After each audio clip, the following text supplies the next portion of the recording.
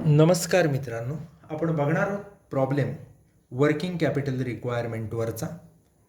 मित्रांनो, प्रॉब्लेम बघा. Hitech limited plans to sell 30,000 units next year. म्हणजे लेवल ऑफ ॲक्टिव्हिटी 30,000 युनिट्स ही आपल्याला दिलेली आहे.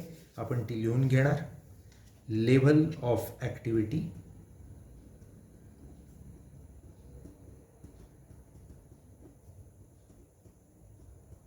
30,000 युनिट्स. दुसरी गोष्ट, कॉस्ट पर युनिट दिलेली आहे बघा. Raw material 100, manufacturing expense ₹30, selling administrative and financial expense ₹20, selling price ₹200.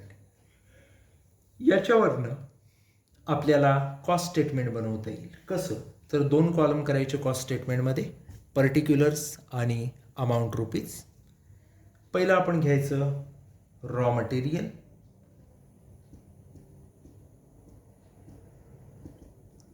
Raw material घेत असताना आपल्याला दिलेलं आहे डायरेक्ट ₹100. दुसरी गोष्ट घ्यायची मॅन्युफॅक्चरिंग एक्सपेन्सेस.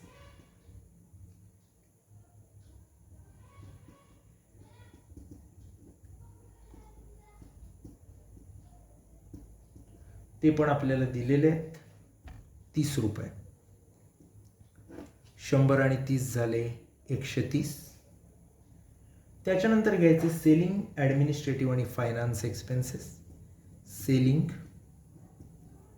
Administrative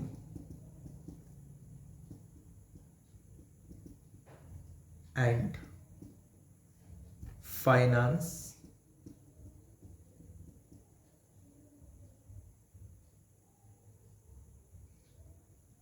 expenses.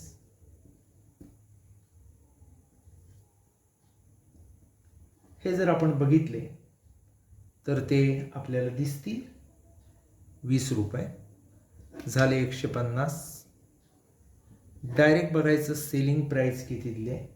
तर सेलिंग प्राईस आपण पाहिली तर दिलेली आहे ₹200. 150 आणि 200तला फरक जो ₹50 आहे तो काय असणार आहे आपला प्रॉफिट.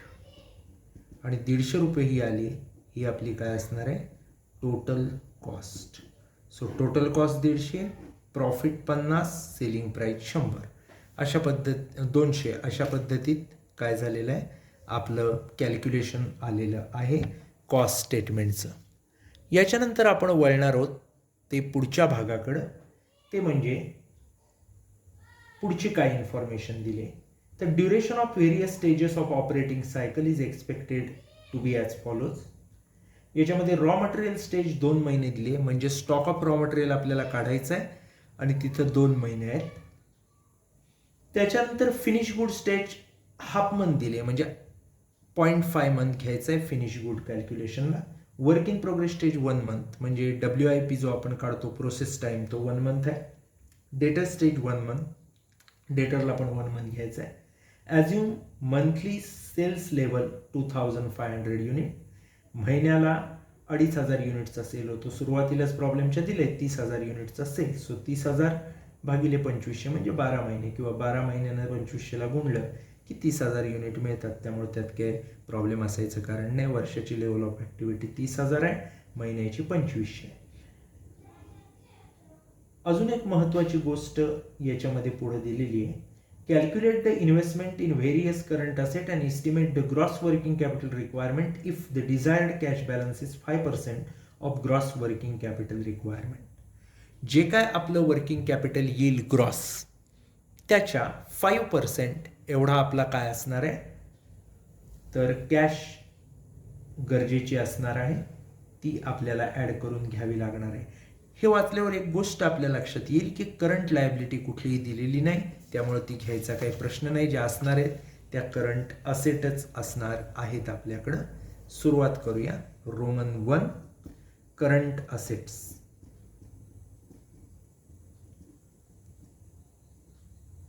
स्टेटमेंट बनवत असताना 3 कॉलम करायचे, पर्टिक्युलर्स आणि 2 अमाऊंटचे कॉलम. पहिला आयटम घ्यायचा stock of raw material. Stock of raw material घेत असताना आपल्याला फॉर्म्युला घ्यावा लागेल, युनिट गुणिले रेट गुणिले होल्डिंग पिरियड.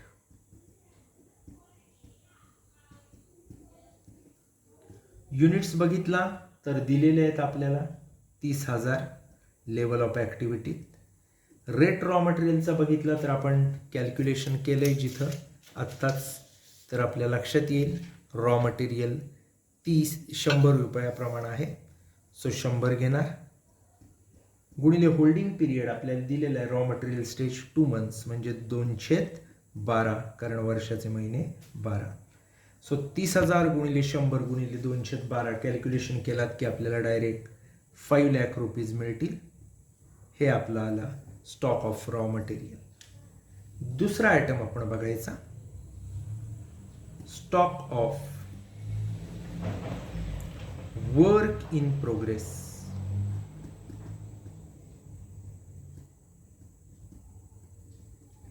याच्यामध्ये पहिला घ्यायचं ए, रॉ मटेरियल,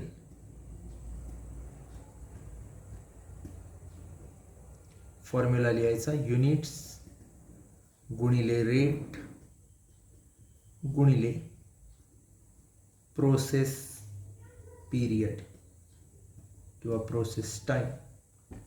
युनिट बघाल तर 30,000 आहेत तेच. रेट बघाल तर रॉ मटेरियलचा आपण जो वर घेतला आहे रॉ मटेरियल स्टॉकला तो 100. प्रोसेस टाइम बघाल तर दिलेला आहे वर्क इन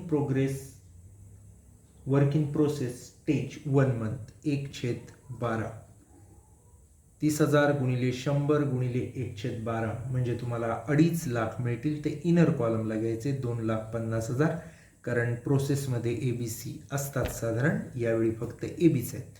तुम्हाला आठवत असेल जेव्हा जेव्हा आपण स्टॉक ऑफ WIP काढतो तेव्हा रॉ मटेरियल असतं, लेबर किंवा वेजेस असतात आणि ओव्हरहेड्स असतात. आज मात्र परिस्थिती वेगळी आहे. इथं रॉ मटेरियल आणि मॅन्युफॅक्चरिंग एक्सपेन्स आहे. सेलिंग, ॲडमिनिस्ट्रेटिव्ह, फायनान्शियल याचा इथं काडीचाही संबंध येणार नाही, कारण ते सुरुवातीची जी कॉस्ट असते मॅन्युफॅक्चरिंगची त्याच्यामध्ये इन्व्हॉल्व नसतात. वर्क इन प्रोग्रेसमध्ये ते टोटल कॉस्टचा घटक असतात, त्यामुळे ते इथे येत नाही. त्यामुळे आता आपण फक्त घ्यायचं आहे मॅन्युफॅक्चरिंग एक्सपेन्सेस.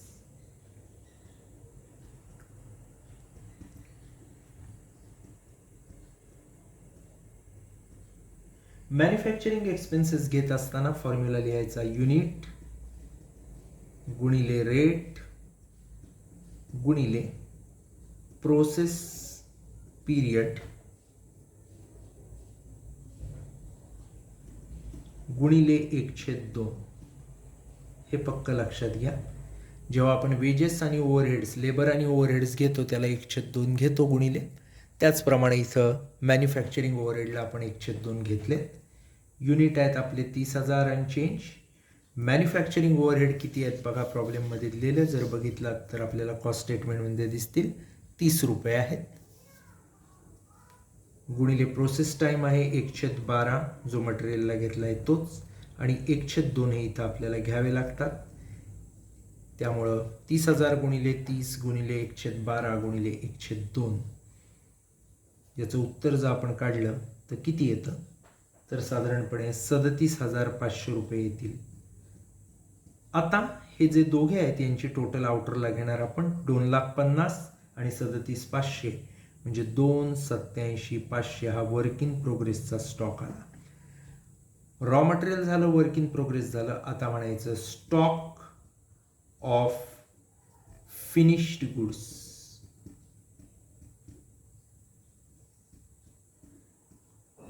आता स्टॉक ऑफ फिनिश्ड गुड्स घेत असताना फॉर्म्युला नेहमीचाच युनिट्स गुणिले कॉस्ट ऑफ प्रोडक्शन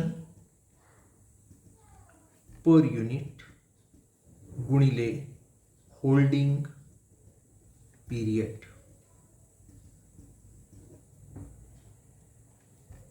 आता इथं आपण कॉस्ट ऑफ प्रोडक्शन घेणार आहोत फिनिश्ड गुडच्या स्टॉकला.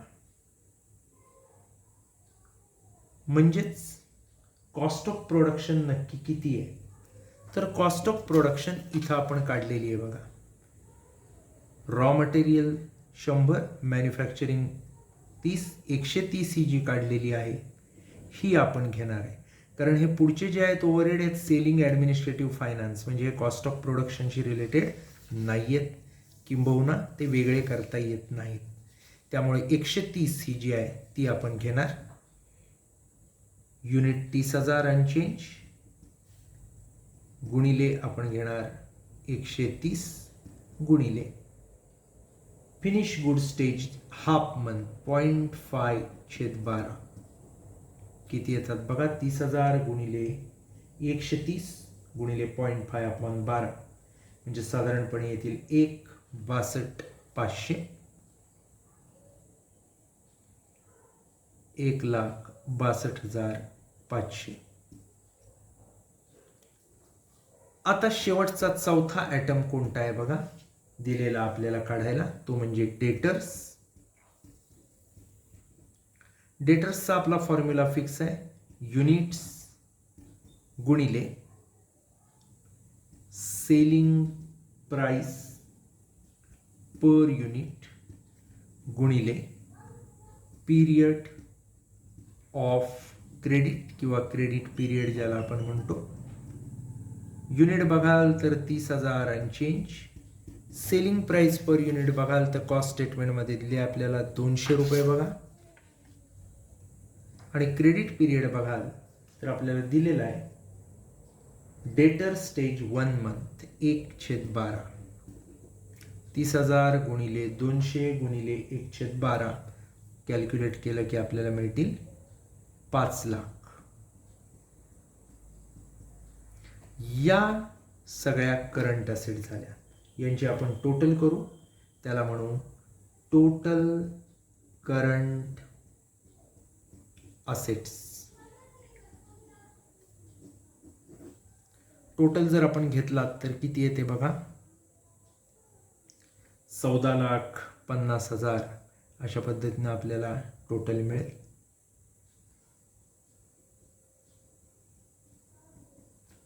आता या टोटलमधनं आपल्याला काय मायनस करायच्या असतात, करंट लायबिलिटी या मायनस करायच्या असतात. लेस current liabilities.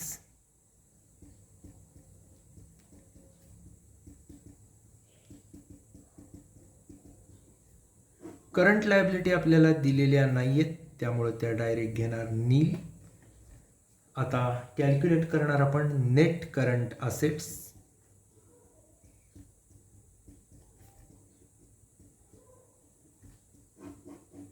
(1 - 2) current asset minus current liabilities म्हणजे त्या पण येतील 14,50,000. करंट लायबिलिटीज 0 आहेत. आता हे 14,50,000 एकदा का आपल्याला मिळाले की पुढं कॉन्टिंजन्सी प्रोव्हिजनची जी ॲडजस्टमेंट आहे त्याच्याकडे आपण वळायचे. काय म्हटलंय बघा, calculate the investment in current asset and estimate the gross working capital requirement if desired cash balance is 5% of gross working capital. Desired cash balance सांगितलाय, सो म्हणायचं add desired cash balance provided for contingencies. किती सांगितलंय तर सांगितलंय 5% of working capital. Working capital आहे आपलं 14,50,000, त्याच्यावरती 5% calculation केला तर येईल 76,316 आणि टोटल घेतली की येईल 14,50,000 अधिक 76,316 15,26,316. हे आपलं काय आहे, नेट वर्किंग कॅपिटल. रिक्वायर्ड ज्याला आपण म्हणणार वर्किंग कॅपिटल रिक्वायरमेंट.